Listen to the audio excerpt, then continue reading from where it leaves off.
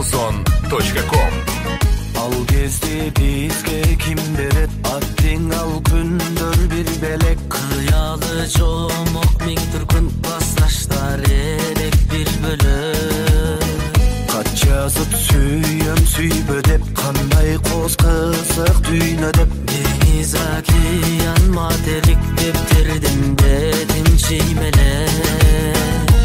11 yıl boyu partalaş oyundan hiçbir çarçamaz.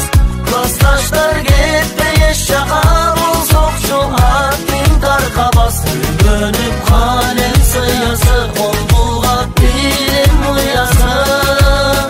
Yaydarı klastaşlarımdın cayılıp alız kulacı. Cayılıp alız kulacı.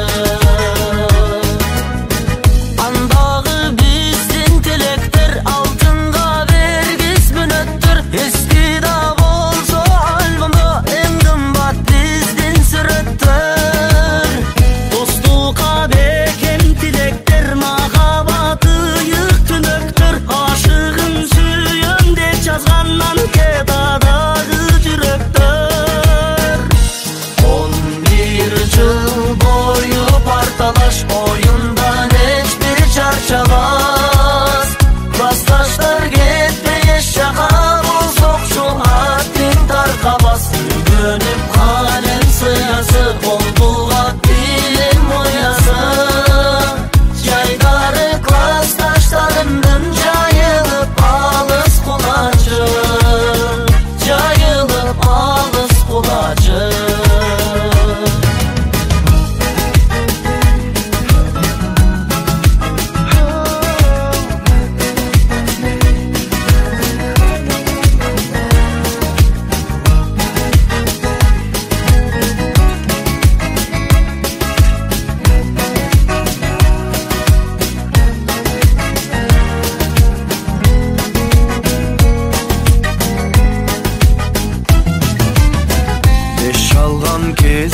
Жырғалығы қалған кезде қиладық. 10 күндей тураң 11 жыл оқтой тез екен туйбады. Сағындым сені мектебім, сыясы жытту дептерим. Қымбат тубайы досторым, классташтарым ех менің. 11 жыл бойы парталаш oyundan hiçbir çarçamaz. Klastaşlar gitti yaşağa bul sokçu attың tarkabas. Gönüp kalem sıyası ol bulgat bilim uyası. Yaydarı klastaşlarımdın cayılıp alız kulacı. Cayılıp alız kulacı.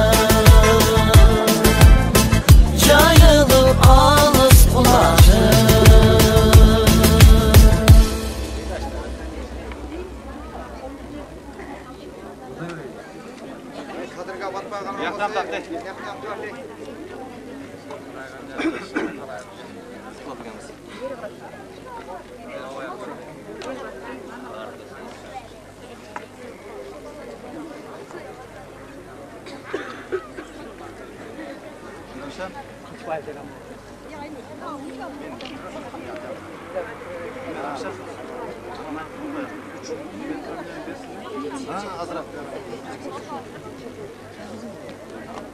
Almazsa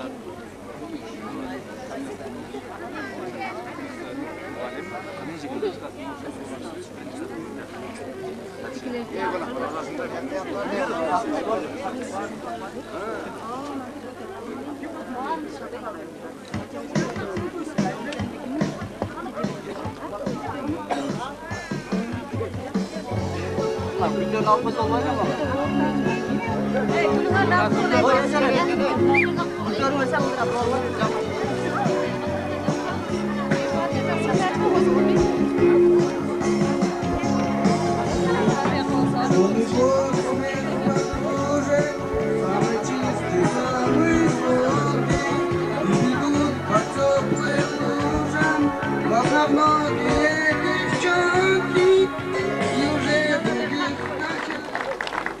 Кымбаттуу мектеп окуучулары, урматтуу ата-энелер. Бүгүн биздин мектепке эң алыстан келген коноктор, эң сыймыктуу кыздарыбыз, жигиттерибиз келип отурат. Ушул окуучуларыбызга, ушул конокторубузга сөз берсек, конокторубузду көп күттүрбөстөн, ушул классты жетектеп келген жетекчибиз директор агайда сөз. Урматтуу мындан мурун 20 жыл кеткен биздин кымбаттуу окуучуларыбыз. Силердин бүгүнкү 20 жылдык майрамыңар менен кызык куттуктап, 540 окуучунун атынан силердин ишиңерге ийгилик, өмүрүңөргө бакыт, үй бүлөңөргө тынчтык каалап койсок, кол чаап койсок бардыгыбыз ушулардын урматына. Мына ушул мектебин эсте ушулар 20 жылдан кийин ушул келип учурашып, мектепке мындай жаркыраган белектерди алып келип, жаңы жөрөлгөнү баштап отурушат. Ушул силерге, ушул окуучулардын атынан, ата-энелердин атынан, ушул алып келген белегиңер үчүн мектептерге чоң ыраазычылык билдирип койсок. Рахмат силерге. Майрамыңар дагы бир жолу болсун. Эми ушул илгерки 20 жыл мурун бүтүп кеткен биздин окуучулардын менен тааныштырып койсом, мен бир сыйра бардыгы менен. Сайдынов Байыш туруп койордуңар. Өзүбүздөн таанитарына Байышты. Алдыңкы механизатор. Эл журт үчүн күчүн аябаган балдардан. Матраим Сырбек. Ушул жердин тургуну. Мурун милицияда иштеген. Кийин сан нарушение кылып коюп. Азыр ардактуу самуда. Абутов Алмаз. Жогорку кеңеште техникалык илимдердин кандидаты, Каратайдан биринчи чыккан илимпоз. Анарбаев Тажыбай. Муну жакшы таанисыңар, КамАЗ менен. Тургубаев аскер. Оштун базарынын касапканасына салат. Султанова Бурма. Кожобаев Абидин. Ошто Жумаев Рамзан. Ошто Мекбакта Балин. Жақында илим жактайын деп жүрөт.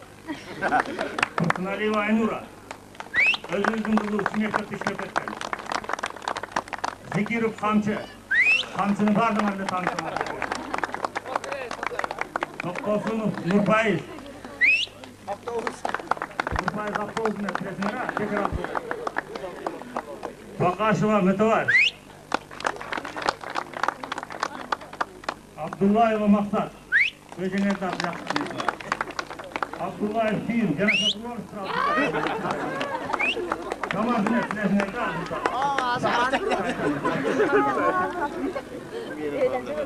Жолсиев Динар. Бекназаров Асан. Асан, үтен бар ғой? Бар. Үтен болсын ол. Үтен болсын дейді. Жүзі жарқын.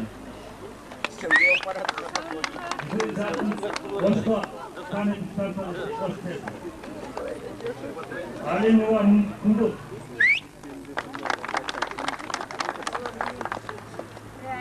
Эмилов Манат. Тергөөчү. Эми азыр сөздү Асракова Райхан гана. Бардыңар көрдүңөр, таандыңар. Ушул жигиттерим жигиттер илгерисиерге окшогон чок. Жигиттер кийин акыл эсин табышып, азыр адам болушуп, бала чакалы болуп, үй бүлөлүү болуп, ушул колунан келишинче жашап жатышат.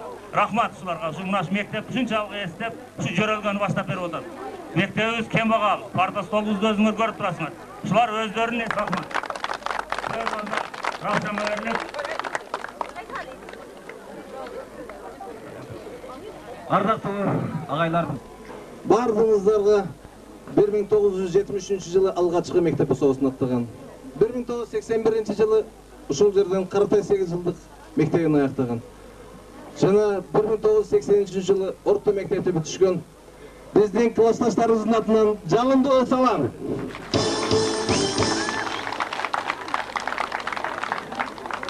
Жыйырма жыл оңой жыл эмес. Тарта карап көрсөк бул бир гана көзөрмөн. Бирок 20 жылда адам баласы үчүн кандай өзгөрүүлөр болбойт. 20 жыл орыстар атканда круглая дата. Тегерек дата. Тегерек дата деп биз 10 жылдыкты айтсак болот.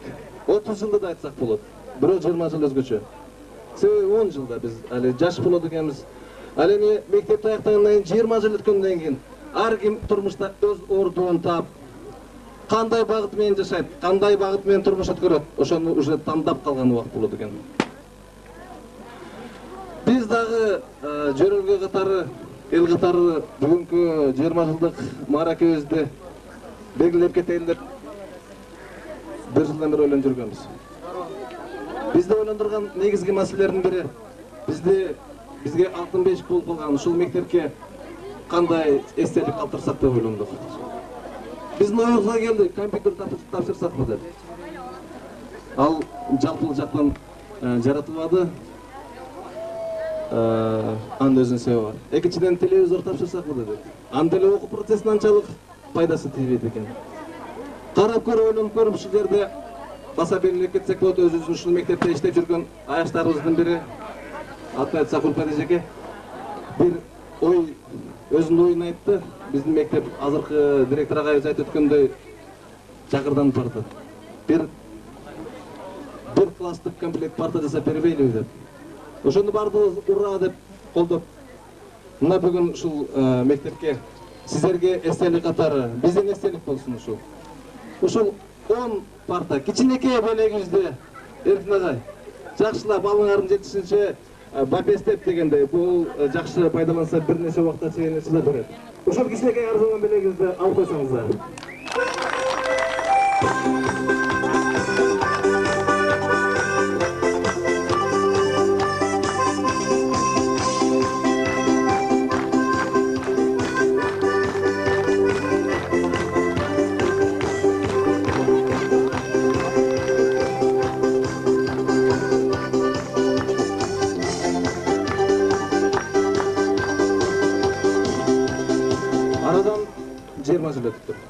Ал эми биздин мектептин босогосун аттаганыбыздан бери 30 жыл өтүптүр. 30 жыл өтсө да биздин алгачкы күндөрүбүз алиге чейин эстен кетпейт. Бизди алгач окуткан эчекелерибиз билет, элден өзгөчөлөнүп биздин нөлөбөй класс деген барлыгы, нөлөбөй классты биз май айында окуганбыз, 10-майдан баштап. Ушу 30 жыл өтсө да мен биринчи мектепке келген күнүм алиге чейин эсимде. Эсиңиздерде болсо керек, аркы эски мектептин ар жагында волейбол аянтчасы болор эле. Волейбол аянтчасынын жанында киши өтө турган кичинекей калетка эшик болор эле. Ал эми ошо киши өтө турган жердин жанында 1 метр араракта окуучулар өтө турган тешик бар эле. Мен ошол 10-майда ак көйнөк кийип алып келдим биринчи жолу мектепке.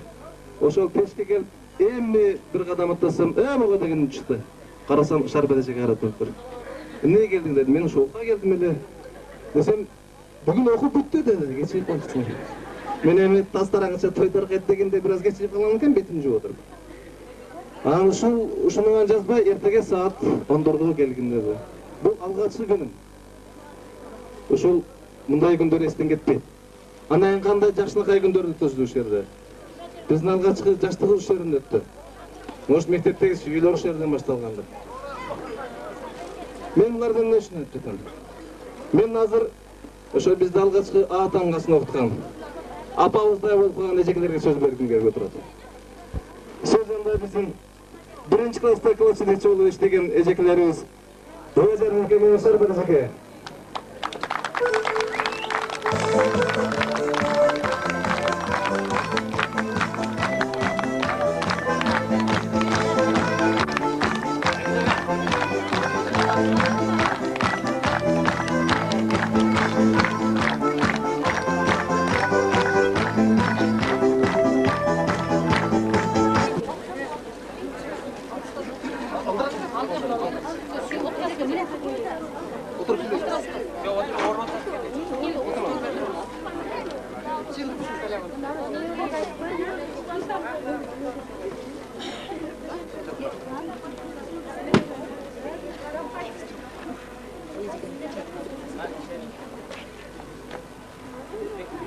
Şu жерде oturgan жалпы ата-энелерде жана алыстан келген 20 жылды тоскону келген балдарды быйылкы 11 классы бүтүп аткан ушул окуучулардын бардыгыңарды бүгүнкү майрамыңар менен куттуктаймын. Мына быйыл эң акыркы күн 11 класс үчүн. 11 класста акыркы коңгуроо деген сөз бул мектеби менен, отурган партасы менен, окуткан эжекелери менен коштошуу деген сөз экен. Булар үчүн эми мектепке келе алышпайт, булар үчүн аянычтуу. Бирок булардын келечеги кең. Булар бардыгы окуп, билим алып, мынау маңдайында отурган агаларынын, эжелеринин жолун жолдоп, булар дагы жакшы окуп тырышып, келечекте өз ордуларын табышын каалайт. Бардыгыңарга бекем ден соолук, узун өмүр каалаймын. Эми мынау 20 жылдыкты күтүп отурган жолугушу аземин көрүп отурган балдарыма чоң рахмат. Бизге эң жакшы керектүү белек алып келиптир. Бул эч боло элек нерсе эле. Булар биринчи жаңы ушундай бир белек даярдаштыр. Булар үчүн чоң рахмат. Кече эле ушул балдарым мына 1 классы көрүп отурасыңар, мына ушундай кичинекей балдар эле өздөрү. Быйыл азыркы заманга жараша Кудайга шүгүр бардыгы ушул замандын мырзалары жана айымдары болуп маңдайыбызда отурат. Силердин алып келген белегиңерге чоң бардыгыбыз сүйүнүп отурабыз. Силерге бекем ден соолук болсун, узун өмүр болсун, бардыңар ооматыңарды берсин Кудайым. Демек силерге чоң рахмат. Дагы силерден кийинки балдар дагы ушу парталарга отурушуп, силердин жолуңарды жолдоп, илимдүү билимдүү балдар болушsun. Бардыңар тиз болсун. Рахмат.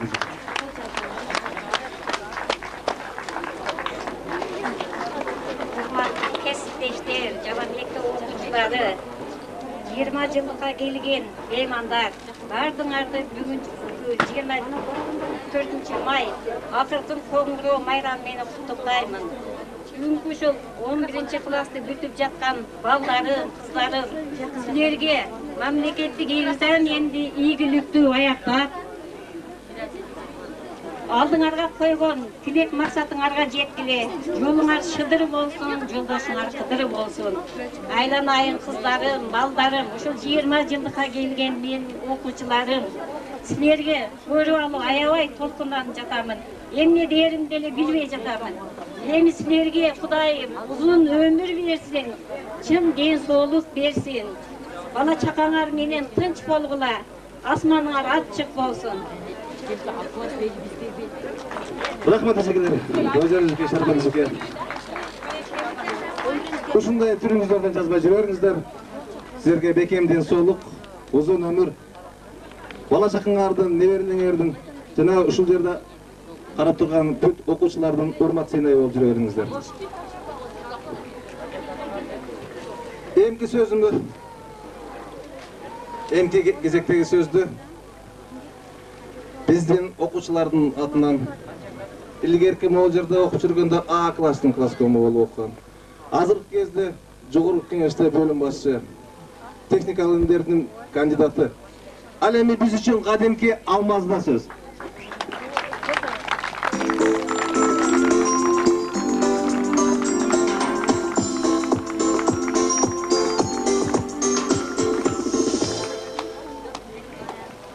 Рахмат сөз бергендерге. Мен чынында бүгүн аябай кубанычтамын. Балдарды көрүп, азыр 1 класстын балдарын көрүп, 10 класстын, 11 класстын бүтүрүүчүлөрүн көрүп аябай кубанычтамын. Агайларым көрүп алып, ушул жерде өзүмдүн баягы сүйүнгөн кубанычымды батыра албай жатамын. Мына мектептин директору Эркин агайыбыз, биз 7-8 класста келген кандай кишилер жаш, эң жаш көрсө агайларыбыз отурат. Айча агай, Сара агай, эжекелери мен Бөжөр эжекем биринчи келип окутканда мен азыр билем, ошол эжеке бизге эмнелерди окутканды кайсырларды үйрөткөнүнө кээде эсиме түшүп бир куплеттерин ырдап коем. Анан мен ушул алыс жерде жүрүп өзүмдүн ушул мына 11 класстын бүтүрүүчүлөрүнө 1 класстын эми баштап жаткан анан бүт мектеп жааматына өзүмдүн арнаган өзүмдүн баягы окутуучум, билим башчы болуп жүргөн кишим мени кандидат кылган кишинин атынан атайын жолдомо алып келдим эле. Жогорку кеңештин атынан да ошону окуп берип коюп уруксат этсеңиздер.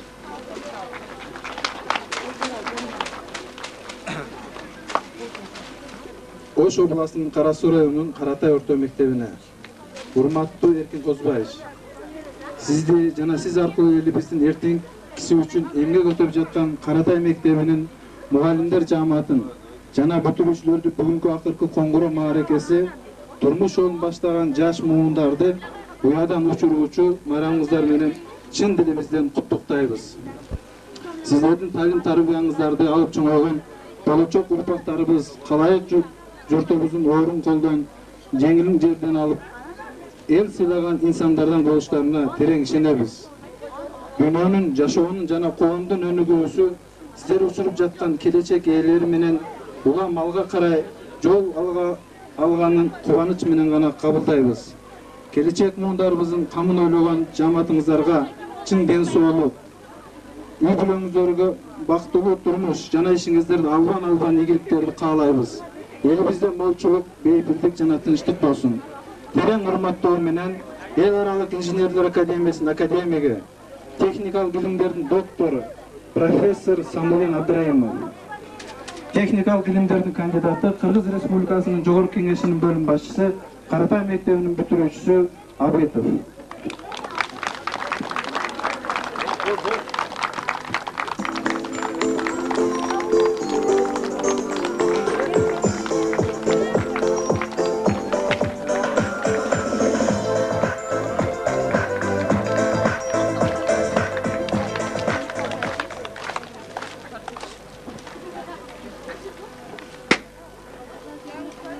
Мен өзүмдүн атынан жана биз классташымдардын атынан биз өзүбүзчө белек арнадык элек конкурстук темада.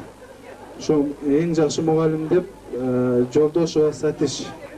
Ошол эжебизге, мен эжеме, эжекебизге ошол кичинекей арзыган белегибизди анан тапшырып койсок.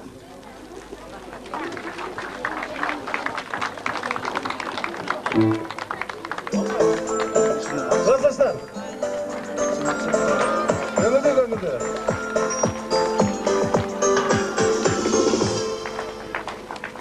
11 класстын мына бүгүн жашоо жолуна кадам иштеп жатасыздар. Сиздер дагы ошол келечекте чоң инсандардан болгула. Каратай мектеби илгери аябай, азыр деле ошондой болуш керек. Илгери аябай жакшы бизге эң мына билимдин, окуунун маңызын беришкен да. Биздин бардык мен азыр Москвада, Алматада, Люксембургда, Германияда өзүм темаларымды окуп келдим. Мен ойлойм ошонун маңызы бар ошо Каратайдан чыккан деп да. Силерге да ошондой бир приз мен өзүм атынан арнадым. 11 класстын окуучусу Айтматова Манара. Мен да ошол кызга ушу келечекте илимдин доктор, академик болуун үчүн каалайм.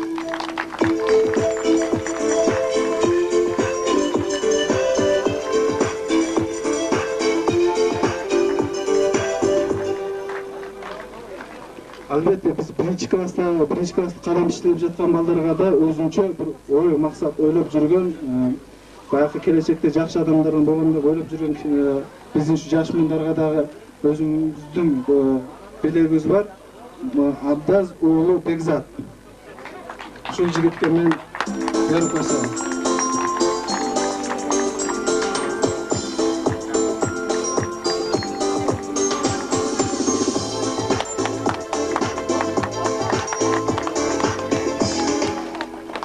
Рахмат, Алмаздос.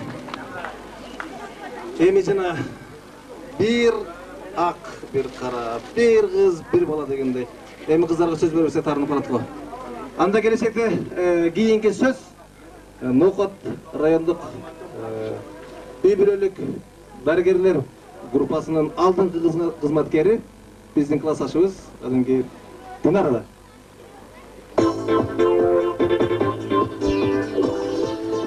жаштык өмүрдөгү баалуу нерсе.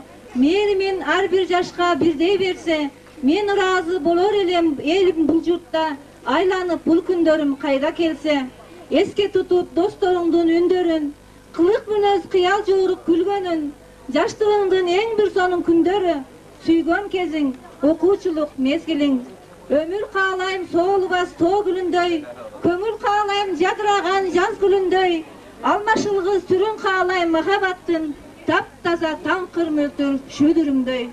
Kımbattı uşul bizim Karatay Mektebi'nin muallimleri, jana ejeki agaylarыбыз, ушул мектепте билим алып жаткан жаш муундар, бүтүрүүчүлөргө мен ушул келечекте жакшы нерселерди каалайм, дүйнөдөгү бардык жакшы нерселерди.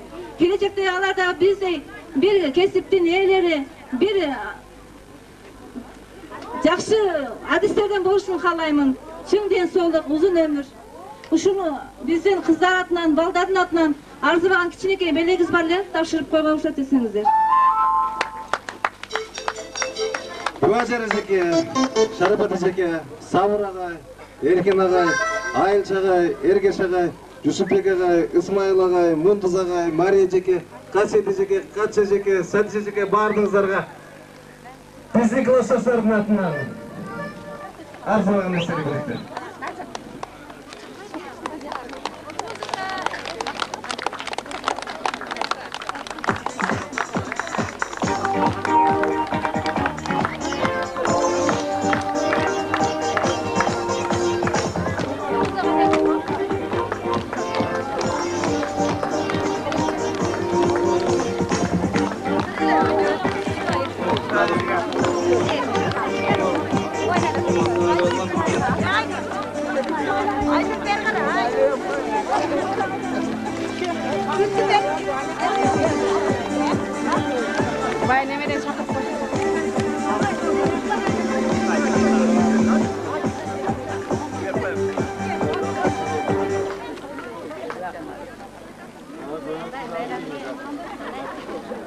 Эми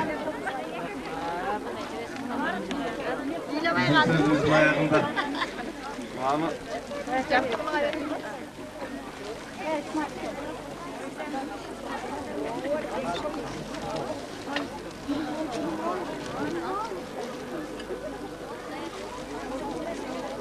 эки кезекте бизди окуткан окутуучуларды, баардыгыңыздарды ортого чакырам. Биздин классташтар баардыгыңыздарды ортого чакырам. Жана ошондой эле бүгүнкү мектеп босогосун аттап чыгып уядан учуп бараткан бүтүрүүчүлөрдү баардыгыңыздарды бүгүнкү акыркы коңгуроого арналган, бүгүнкү 20 жылдык мааракеге арналган салтанаттуу бийге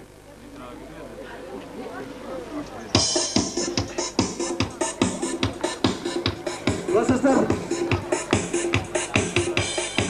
чыкма. Эжекелер, агайлар, бүтүрүүчүлөр бардыңыздар.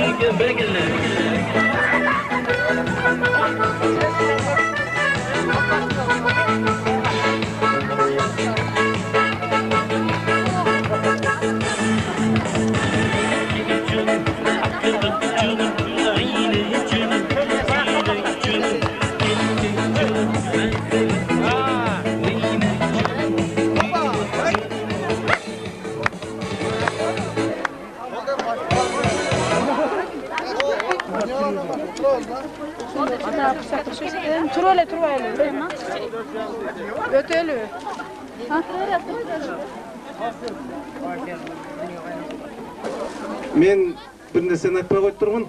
Бизде кичинекей bir бала бар, классташыбыз, Камчы. Ошо кичинекей үчүн мен көзүмө элешпей калыптыр. Азыр келип эскертип кетти. Баса биз бүгүн ушул 20 жылдык мааракеге арнап спорт оюндары боюнча оюн уюштурганбыз.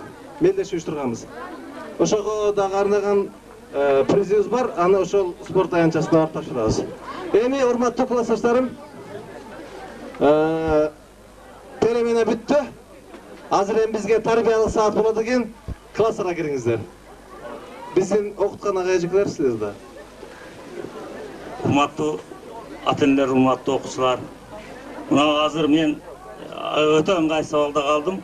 Şu 20 жыл мурун бүтүргөн бир окуучубузду эстен чыгарып койгон экенмин. Төрөбекова Буажарды азыр Ошто областной библиотекада заводтер. Ушуңузду да таанып койсоңор кол чаап. Ага, сиздин сабагыңызда көңүл коюп окуйт элем, мени унутуп калдыңыз деп мага азыр эмне кылды. Кечирип коесуң. көздü bizden ушул жердин кулуну көзгө көрүнүктүү адамдардын бири Мырзаматта.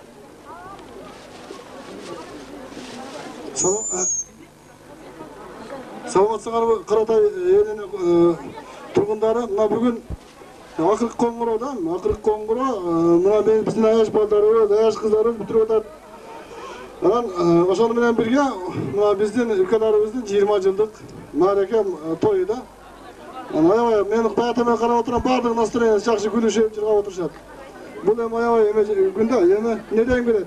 Бүтүрүүчүлөрдөн баштасак мына аяш кыздарым, аяш уулдарым силерге будан бияка канатыңарды кең жайып, жакшы бийик учуп кете бергиле. Силер дагы 20 жылдан кийин ушул агаңарда эжеңердей болуп, ушул жерге келип, ушундай тойлорду маарекелеп өткөргүлө. Алмаз акеңерге окшоп, силер дагы ак үйгө барып иштегиле. Илим жактагыле. Рахмат. Эми биздин кичине белегибиз бар да, ошо мен көңүл жакын өлкөлөрүм бар да, Алмаз белем бар, ушуларга белек тапшырып койсок, кана ушундай.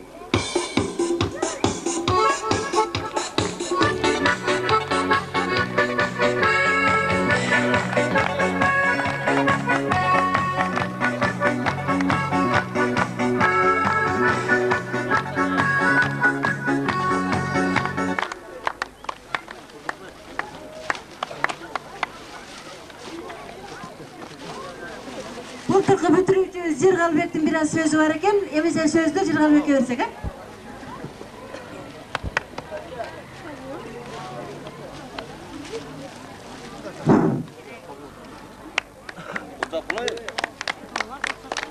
Эмесе ошо биздин окутуп турган азыркы ошо Равшан агайга кичине каалообузду айтып кетсек. Кымбаттуу Равшан агай, сиздин бүгүнкү 20 жылдык майрамыңызды чын жүрөктөн куттуктайбыз. Ошондой эле сизге каалообуз чынден соолук, узун өмүр, чексиз бакыт каалайбыз. Ошондон кичине кээ арзанын билебиз, баардык ташып койгусу.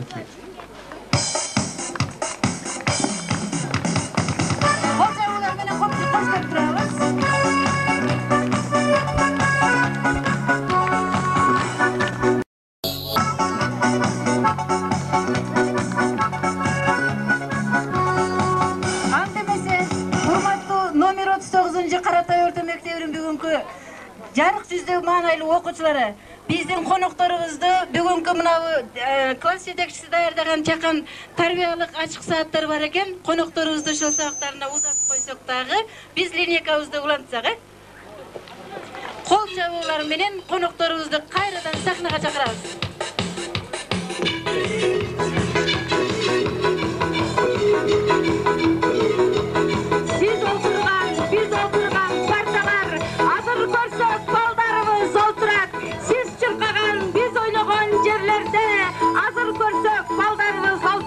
Birinci sıramol hazır kağılat, birinci saatga. Kol çabуулар менен узатабыз. Урматтуу 20 жылдык майрамга келген коноктор, дагы бир жолу майрамыңыздар менен. Кабакабай келиңиздер. Кол чабуулар менен узатабыз 20 жылдыкка келген окуучуларыбызды. Дагы бир жолу майрамыңыздар менен. Дагы бир жолу майрамыңыздар менен, урматтуу жигиттер, сабакка келе берсеңиздер.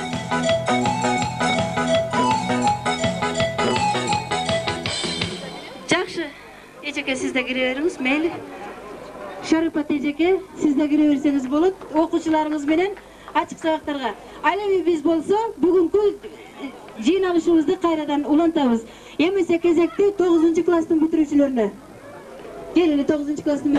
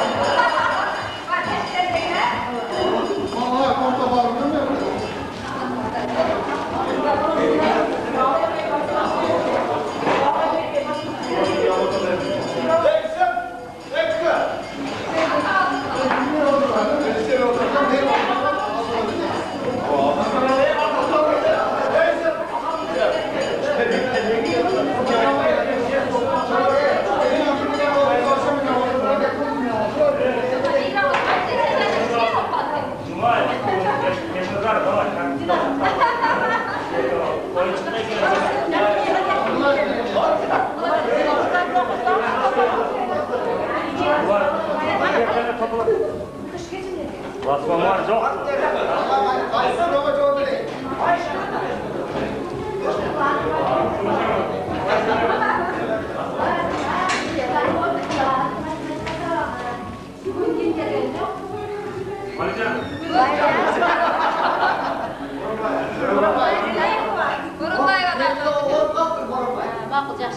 Annenizin sağlığı başlaydı ama da bugün sizler menden öte turgan sabahımız sağlıklar dünyasında sayahat деп аталат. Бардық өтірген 4-ші класс, 5-ші класстың материалдарын жиынтықтан тұрып сандар дүниесіне саяхатты баштаймыз. Кимдин есінде бар, қандай сандарды билет элек? Канагин есінде бар?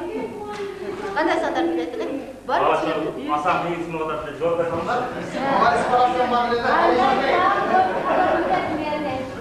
Қандай сан көп?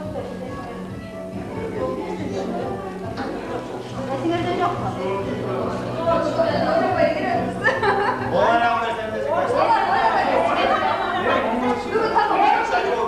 Класста баштаган сандар, натуралдык сандар, мына 1 окуучу, мына 2 окуучу, анан 4 кесир натуралдык сандар, анан 8 сандар, анан 5 сандар, анан бөлчөк сандар.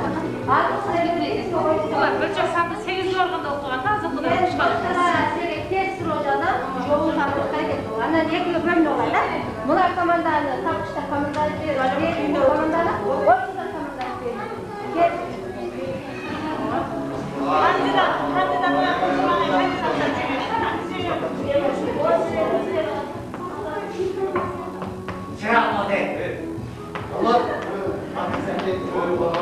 Қаласыңар алмашып отыра бердіңіз. Бізге мен ескен сіңділер. Мен ескен сіңділер. Ечеке маған кешіп отыр. Мен ескен сіңділер. Ормен атымызан. Екіден Директор Мынау 4 жооп жаздым, 4-төн ичинде мына 3.114 саны кандай сан экенин ойлоп турган. Экинчи суроону. Экинчи жазып берем.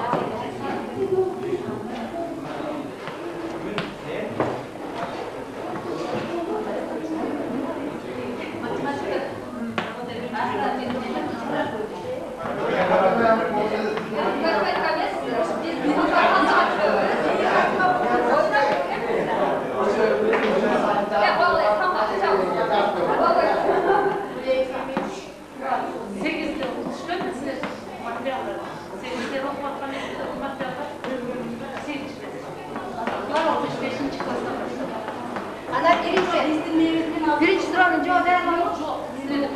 Raşat. Birinci, 3.114 tane kayday sağırdı şurada. O şehirdekilerin biliyorsun ders gerek.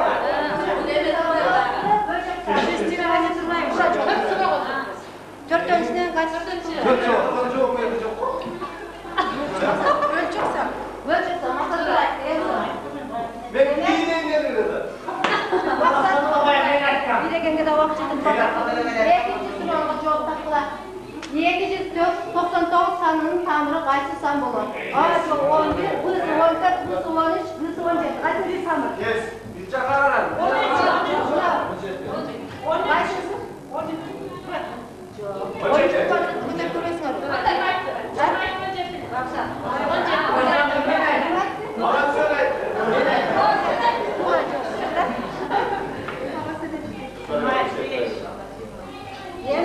çıksalar iki komandadan birden okuyucu. Jönököy, oyun suru. Eskilerden provesin. Bunlar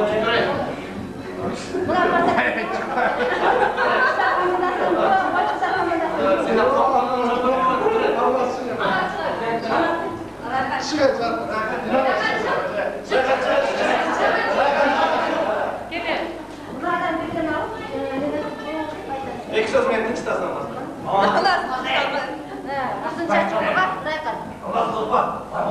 Raykan okusun sırası. Ama birimlerin canı 3-5'te faydalanıp o sanacağız. Aman belgilerin cana 3 jolu 5'te faydalanıp deyip nöl sanın taptı. Şimdi var mı? Raykan sırası. Almaz okuyacak. Kapasite 5 koyun var. Yaşa. 5 koyan var deydi. Anı 5 bağaga bölüp berişti. Bирок капаста дагы бир коян калды. Кандайча? Алмазбек. Капаста 5 коян бар деп 5 коянды 5 балага бөлүп берди. Дагы капаста 1 коян калды деп. Капаста өзүнүн кою калды. Кой дейм, коян калды. Коянбы? Максат туура жок. Өзүнүн кою калды 5 балага бөлгөндө.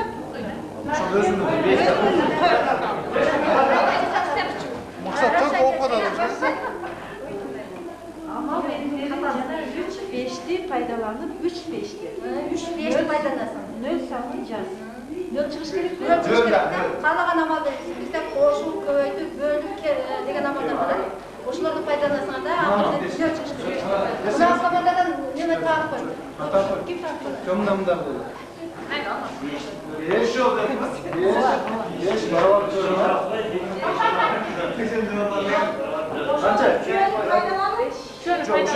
Уже бар да. Сумар ошонун аркасында нөл чыгыш керек. Кайсы белгилерди коесуңар? Биринчи бир адамдан кийин менен сулат. Төрт тамагы бирин коясың. Төрт тамагы бирин коясың. Аха, бол. Рахмат. Бiri bölü, biri köy.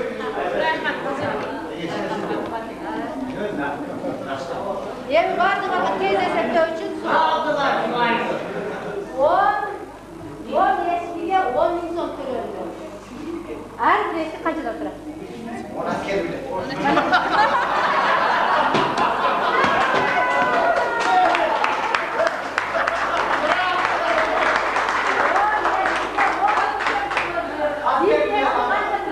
Asker cevap versin. Asker resmen şöyle. 5 kozuğa, 5 kozunu koştular. Kança kutu var, kança kulak var. Şu baş kozuların kança kulak var. 5 kozunu koştular. 20 kulak 40 tuyak kulak. 40 tuyak. Vay balası etti. Yani Cönekay'ın ben bakardım başındayken bir size bak getirir. Bu sizlerden yemekler. Kurban olmaz. Mutluluğun cılgan turar. Kimden durur? Yok o kadar etler. Söz menen çıkılan turbay. Bundan çıkılan turbay, söz menen çıkılan turbay. Oğuzdan bayağı var. Oğuzdan çıkılan. İlk makalada olduk var. Birem desen 5'inde kımız. Ya bunu veriyorum. Katalak. Yerem desem 5'inde kırmızı. Şöyle ayet de kırmızı.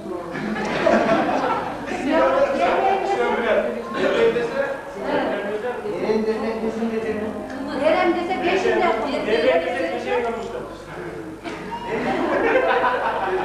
Sağda çok da İlk sıralıklar. Eğer de bir kutuda 28 tür kilometre salınsa 5 kutuda kanca olur. Bir kutuda 28 olsa 5 kutu. Bir kutuda 28 olsa 28 vardı kanca olur. 140 Uşun menen жұмыстарыбыз бүттү, эмгек сабакка жаштар тилектер. Мен аны кубандайм деп атайын. Көп туураларга жакшы аракет кылып, менин атыман эсеп алып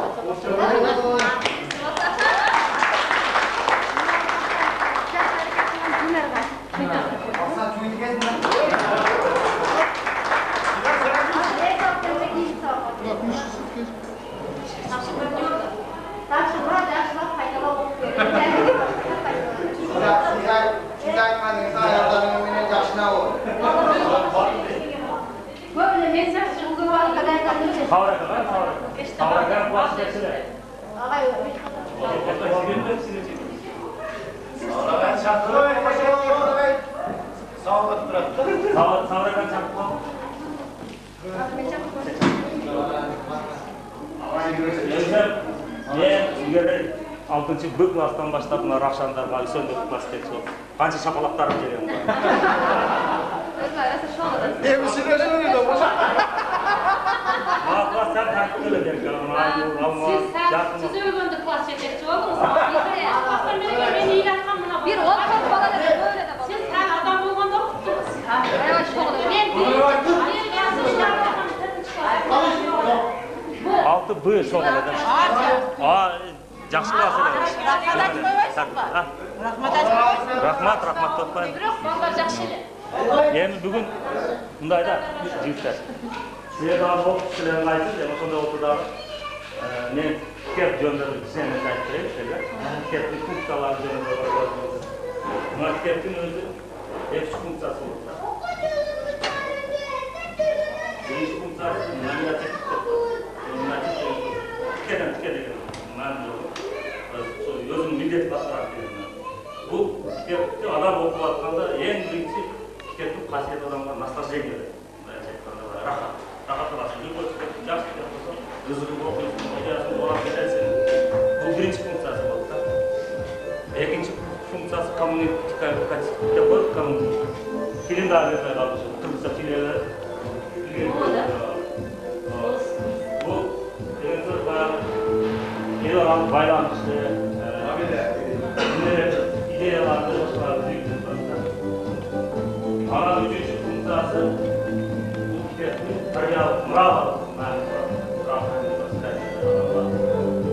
Son dair kitap okuyorsunuz falan. Ben mesela bir Amerika okuyası var, geldi. O geldi. Kitapların okusunlar. Son novellası var. Novellanın adı Wolf Darı. Büyük adı Vakıflar. Şaşkın sen okumak istiyorsan. Bir yaşlı gittiler.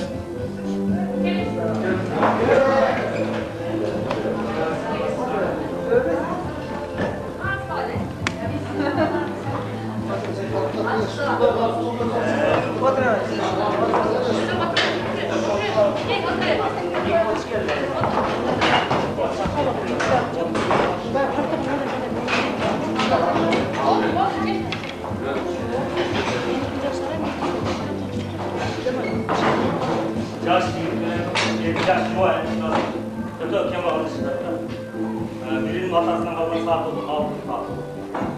Ayaklarına жұмыстан келгенден кейін көтеріп шығып, ювелирный магазиннің алдына барғанда, жігіт тұншақтағы ювелирный магазин жанында өтіп жатыр. Сіз сағатын көріп тұрсыз елде, келген басқаға. Жоқ, зінжір жоқ. Мана осы дайыр витринадан байқап тұрып, келгенде сол зінжір, алтын зінжір тіктеп кетіп тұр. Сол зінжір мал санатпен сағат көрсетіп тағы жүріп тұрмыз. Ал енді баяғы жуайын болса, ұзын қыл тұрған келішкер күндізде чачы болса, ұзын аябай. Қатырма жектер, балқып тұсы ел, өте ұзын чачы болса. Ал болса, сол жерде қарап болып, мүйіз тұрады, аябай ел, қол болған. Алдағы оша болғыз ғатта, сол чачына тақса өзіне жарашықтайды. Анан жағыншық келіп тұрады. Жағыншық келгенде алар осындай традиция бар, біріне берет берішке. Сөз, ақша жоқ, емне берішке. Анан кейін бар, ломбард бараттағы жігіт, сатып, ломбард бар. Бая жуайдан мүйіз тарапты бар, бая жуай қызыл жүрген мүйіз тарапты. Ал енді, бая келіншегі болса, баратынан чаншын қыртын салып сақсы. Күйінен қыртын салып, бая бүйесіні, бая алдын сәп шығарып, сатып бая. Көбірінен беремізде, анан кешінде істеке өзіне жарашын столып жасаса, келін күндігін тұттай тұрған мезгіл келгенде, бая бала, келіп мүйіз, бая ауада қарап беріп алпай, Kızın gelinin çarşı yok. Cuvayın gelin. Belki olsa saat gelin. Şurada ökotanın başına olanlara razı oluşlar var. Aydatta ben çarşı olsam da son mezginde sen bileğinin çarşını kaldırırsa. Hani bir yiyorsa olsaydı ben bayağı kalkım saatten sen bileğinden işte. Bunu ben elinde açtım. Size kalmaz baktım yok. Daim şu bir hatılar var. Efendiler, daima birbirine hilaf olsa, onlar son canlı kuruluştan neler olur? Son keyifli, içki, daima ne olsa o şarkı. Bu da gelin yerinde maksat ideyası adamın için bol, özüne öyle olmaz, birbirine hareket olsa, Son esnede sormayacağım adam gerçekten bir yaşlarda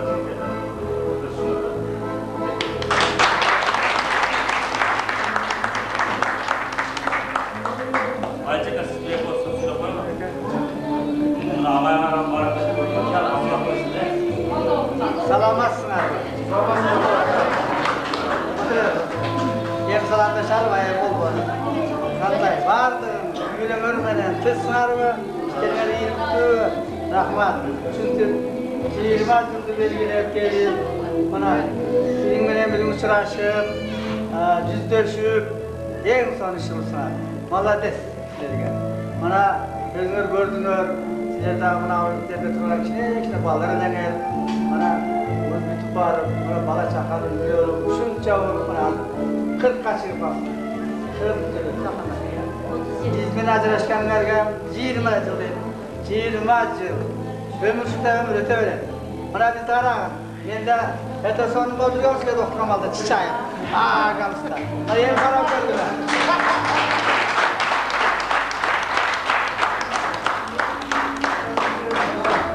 Ömür degen şunday. Şunday bir jolu böyle degen. Anang enseke barıp bana degensin. Ötüp kete öyle degen. Şunday ömür verse ileri dağı bizde olup, aksakal olup 80-90'ga çıkılar. Baldarınar durma sıyın görüp, yesin sıyın görüp, en sonun aksakal bakaygan aksakal olgular. Kızlar balmayaganda işlerden olsun. Buna uşunu tilegiler. Anan işlegen yerlerinde en sonun düzgüler. En sonun. Borik gel, şunçalık dövüp büyüdü, eger büyüdü aşağıdan oldu göreyim. Ben tilegi uşunu ege. Ulan kalasa, kama olursa, bana geldi, şunçalık geldi, bu attı. Şunday bana kırkırıgaslar, şunday kevleri var, kevleri bulay. Sonrasında daim bir bölümlerden tınç, baktılığı sonun tutmuşlar.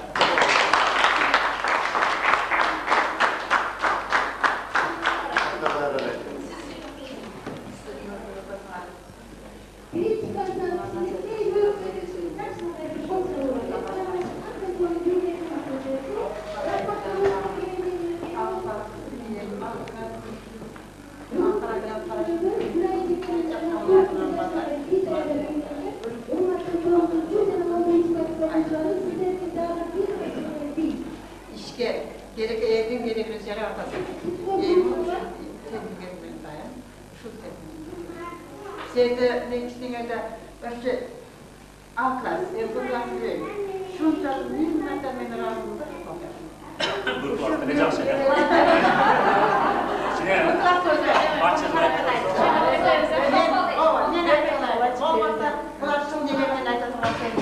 Ege oşundan kançı arkada oturan kalkan nasıl olsun? Ben eşten girgenimde şu damın içine ay kuşak yapalım. Klasında bir iş geldiğimiz var ya gireceğim ben işte. Girsem bir on benen saldat işaret verirler mi? Şart durup salamat geldiğimde yerin oşunda başımca ona var. Nemeye çekişiyor. Şunun canı askerlere etiklerin ayrıcağı süresi doğası yapamadı. Ben bilmekle oşunda bu rahatsızlığımı yemedik koyalım. Klasta bir salaktan kalkmaydı bana. 100% başladı. Eskiden var mı? Güzel gözüm ortasındayım. Sergemiyeti olmak.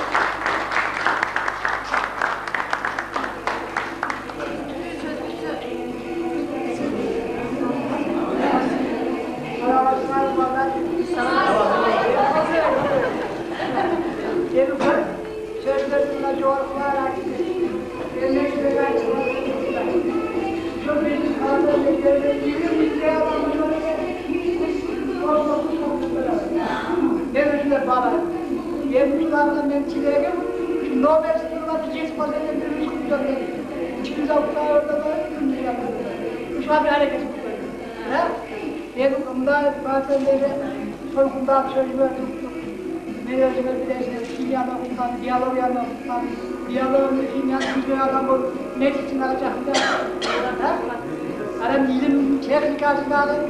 Şundan. Ben de Türkiye bir ülkelerden civarında. Az 9 vakit. Yani rahmat sizlerle. Yer üçün, eken üçün. Aram üçün. Sizlerden jakşı bunlar çıkan eken bizler. Yok. Evimiz, yerimiz. Ben bunu tarihası da bulamıyorum. Neyse olmam ya. Rahmat Allah. Kızlar.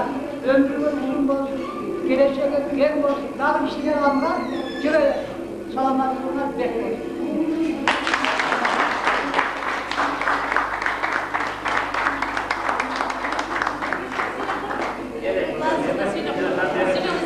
Ayva жақшы қалып айтылады. Мына сенің өміріңдегі ең бір қуанышты учурда. Мен айтайын дегенім, мына мектептің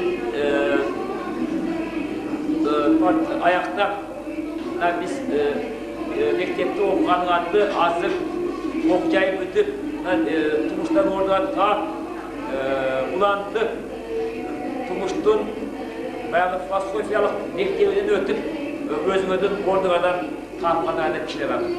Біз сендің қыздарды, балдарды баяғы істеп жатқан ішкенен хабардар болуымыз, сұрап тұрамыз.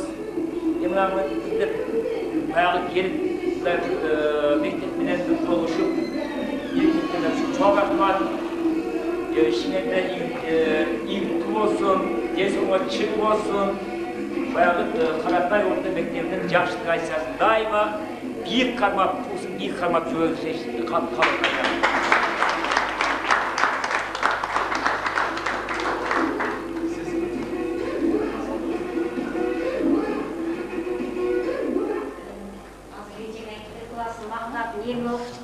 Жақсы оқығанда ене бала болсам шоқ бол, болмасам жоқ бол дейді.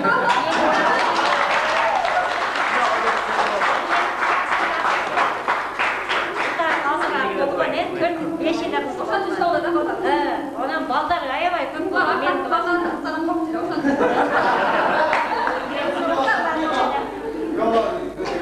Сауаттан жақсы еді оқушылар барлығы былтыр балдар үшінші мектеп дескен, мұғалім берді, мектепте бере қалып кезінде рахмат. Бұншалық темір мұғалімізді қалғамыз 20 жыл келген оқушылар. Емі бұл алып келген қартаңарға қаншалаған оқушылар отырышып, білім алышады. Рахмат балдарым, қыздарым. Емі сілерге Құдай денсаулық берсін, ұзын өмір берсін. Бала чақаңарменен, тыныш болуға, туған ұрығыңарменен. Сілерге қалуым, ішіңе игілікті болсын.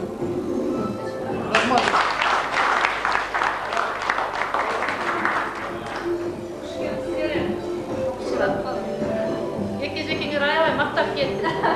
Себебі өкөтеңіле бір-бірден оқушылар еді бұлардың. Кечегілер сыртта отырған бірінші классын оқушыларында оқып қойған балдар деген, қыздар деген. Мына сілерден ата-ене, ене біріңер ата болып қалған, үй бүлені күтіп қалған. Мен сілерге не деп кетем? Ішіңерге игілік, өзіңерге ұзын өмір, денсаулық, үй бүлеңерге тыныштық, туған ұрыңармен тыныш болғылар, барыңар, өз орныңар тапқан жігіттер, қыздарсыңар. Мен сілерге дайыма ашық асман, Құдайдан өмір тілеймін. Дайыма тыныштықта жүре беріңдер.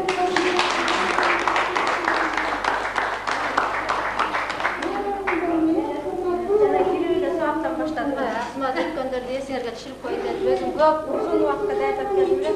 Силер жадап кеттиңер, математика окуйбайбыз, ойнойбуз деп майда аларга каршы келдим. Мына эжекелер айткандай биз мектепке кош келипсиңер. Биз жаңы бүтүп келип иштеген маалдарда боюбуз силер менен барып барар эле. Ошол маалда жаңы бүтүп келип иштеген маалыбызда мына камчы, алмаз, жаркын ушуларды биз азырга чейин айтабыз, мына балдар ошол класста биз класс бүтүргөн эмес билебиз деп. Өзү чакта балдардын аркасынан түшүп коет эле ошол мезгилдердечи. Кайсы жерде болсо балдар бардыгы өтөрүп бүтүп коет. Кана дүт ошондо бардыгын чырып атат аркабыздан да. Мына камчы бүт нурбай дүттү тап десек тап кетет деп бактым. Мына сабактар ичинде жакта болот. Жок нурбай биздин ушунча жыл иштедик, 25 жыл былтыр бүтүрдүм бир класс. Кудай ошол класста 20 жыл кийин келсе, сиздердей болот, Жоқ, мен бардығына дайын дегендер сол қалай. Мен жоқ отырды, қалай балымда тыншылық болса да, үй-үйімді тыншылық болsa öte jamaş bolsun. Ошол үчүн ар бириңердин үй ордо тынчылык болсун. Кудайым канча өмүр берсе өзү билет. Ошол өмүр ордо ичинде 80 эч жокко оорубагыла. Бардыгына тез соғып калайын. Дайым өмүрдө күлүп жайнап, жүзүңөрдө күлүп кетпей жүрө бериңер. Бачка айткан унутпагыла. 30 жылдан кийин жолугушканда кайра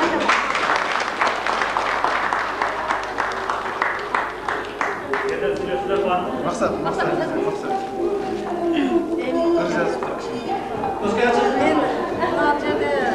Аға ежекелердің сыңайғанын қарап экос хозяйка келіп тұрады. 20 жылдық аралықта болдық біз ата-апа. Балалықты жұмсап енсем, мектепке келдік қайра. Мектебіміз ошол бойдон мұғалімдер ұлғайған, өздері ұлғайса да мамилеси ошол бойдон.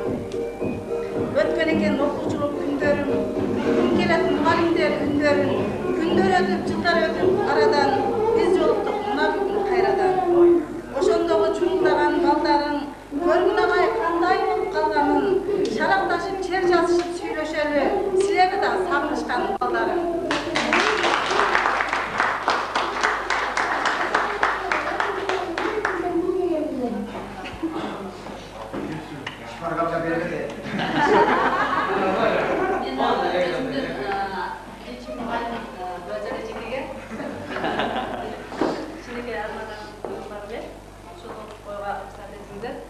Sensin apa birinci muğallimim. Törödüm, ақ sütüңө сугарылдым. 7 lit bilemime озанылдым. Окутуп, тамга менен тааныштырган sensin apa birinci muğallimim. Туусу сен алтын доор багынын, суусу сен асыл билим булагынын, атыңдан айланайын алтын апа, мен сага 1000 мертебе ыраазымын. Асыл зат ардагымсың алтын апа, жарашат алкыш урмат сыймыр сага, тилегим бир өмүргө оорубастан, кааларым каалаганча сонун жаша.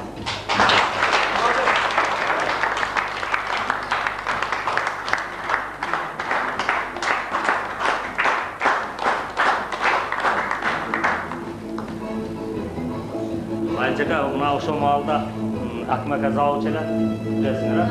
Мен класс дерсилерде биринчи жолу класс жетчи болгом да. Өмүрүмдө өзү эки эле жолу болдум. Силерден кийин дагы класс бар. Мен ошого неме кылып туруп Кур'ан окуп коюңуз балдарды. Неме алып койсун. Эстеп.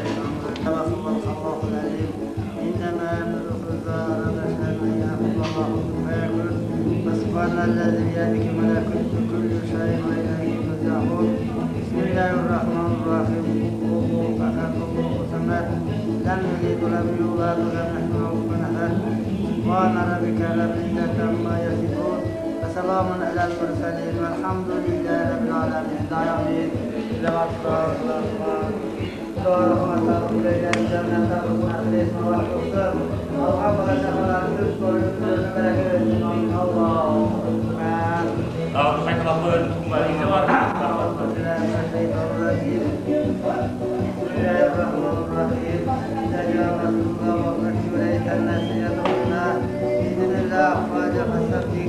بحمدك ربك واستغفر انك كان توابا.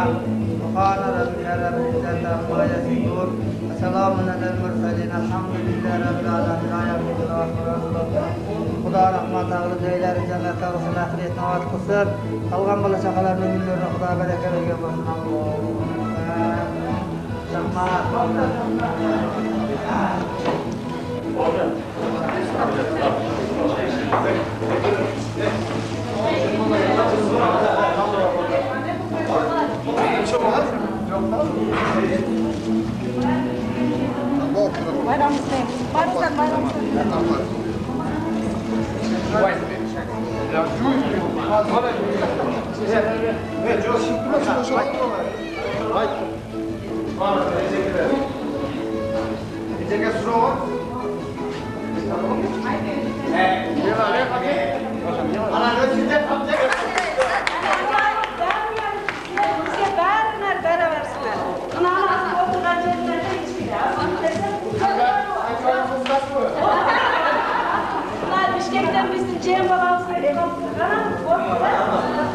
Ondan bir yerden benim kudam var bile kadarga çok dedi jönle geldik.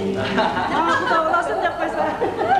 Hayla, ana o bir 20 yılın ardından eversin. Ömrüm uzun olsun. Kapkanın açar alkışlıkka nasip kılsın. İlahi Kıratay'ın elinden alkış kucaklayın bilen kızlar, ballar şunday toyga jakşılıkka gelgiler. Okuşlar jakşı uzatıp jönöttiler meymanlar.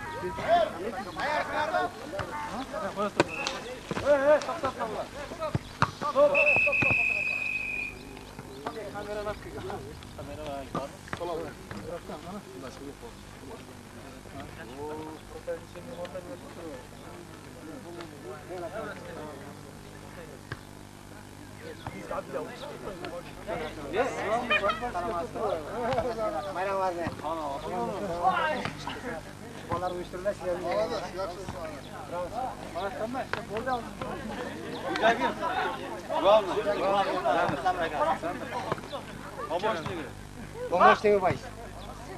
Anca komanda oldu? 4 komanda. Geç. Zamanına 5 Manda oladı da eğer 5 komanda 4 komanda. 4 komanda bolğan çakta da azı. Birinci, ikinci, üçüncü mesle. Oşa 3 ele oladı. 3 ele oladı. Sportta 3 ele mesle. Ova 3 ele oladı. Ona bizim sponsor gelgen Atayında oşta Center Speed işte начальник отдел болду. Şu bala Atayın gelip oyun koyma koydu. Birinci mesle bu bala koyat ekan, ana sülü hazır. Glamı süde berip, şu vaqtı çok ekanda. Hamadalar, turla. Turla. Oşaq sakalga söz bersek.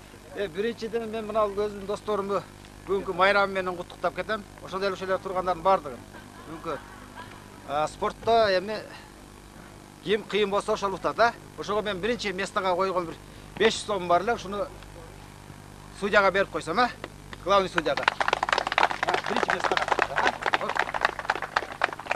Экинчи местага 200 сом, үчүнчү местага 100 сом. Так что 3 команда ойноо кала жакшыраак.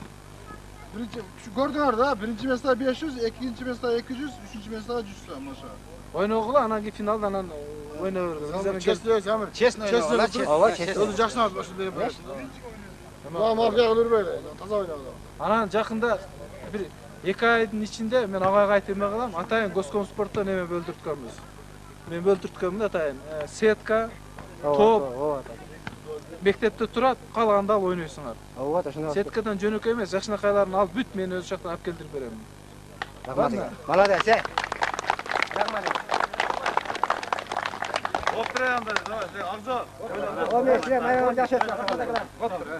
Bas, jакшы. Zamir, бүткөндөн айтасың, 2-3 mesele biz неме кылабыз? Замир ака неме кыласың? Мен неме кылам,